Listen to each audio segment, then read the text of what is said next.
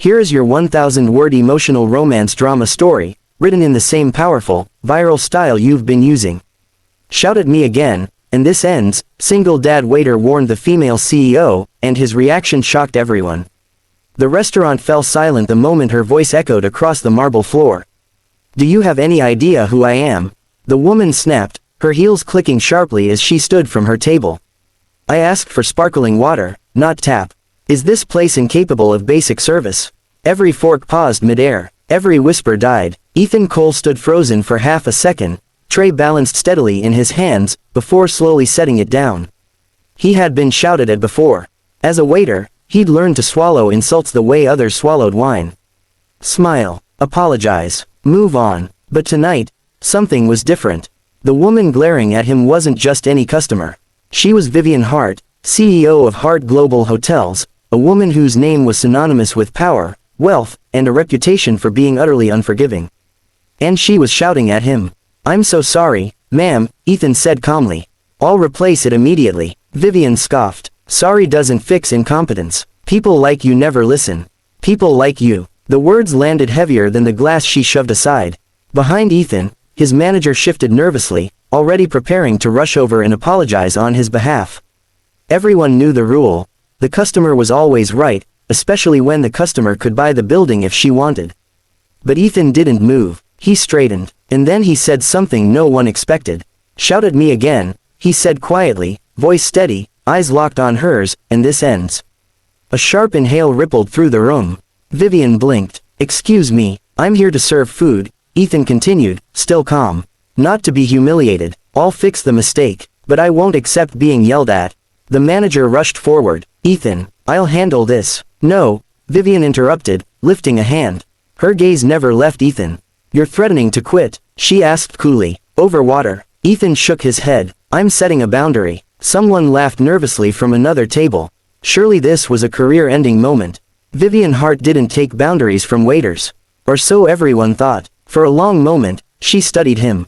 Really studied him. He wasn't arrogant, not angry, just tired. The kind of tired that came from carrying too much alone. Fine, she said at last, sitting back down.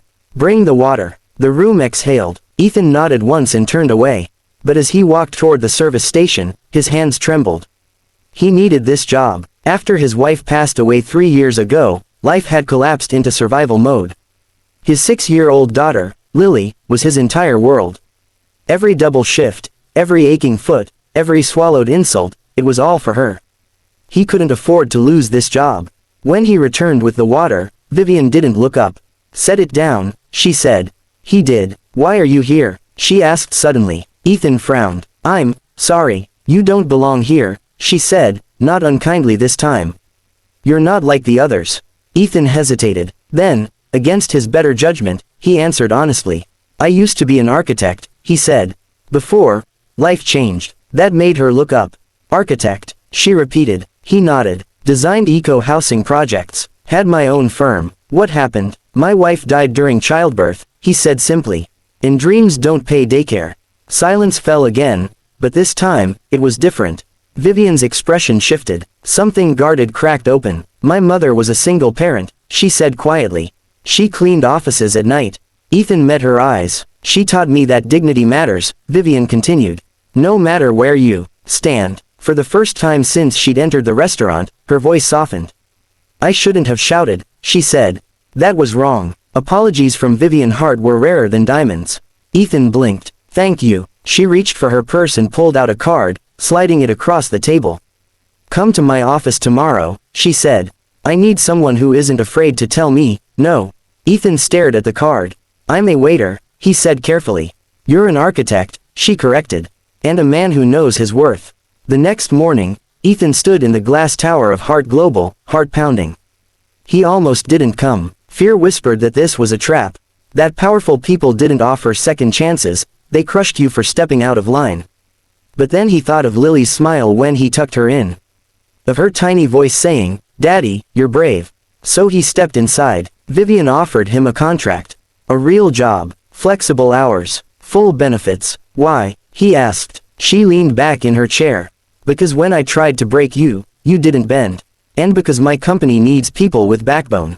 Ethan swallowed hard. That night, when he told Lily he wouldn't be working late anymore, she hugged him so tightly it hurt. "Did you win, Daddy?" she asked. He smiled. "No," he said. "I stood up, and sometimes, that changes everything. If you want, I can now add SEO-friendly title, description, keywords, hashtags. Rewrite it in a more romantic or more dramatic billionaire tone. Expand it into part 2 with slow burn romance between the CEO and single dad. Just tell me, heart."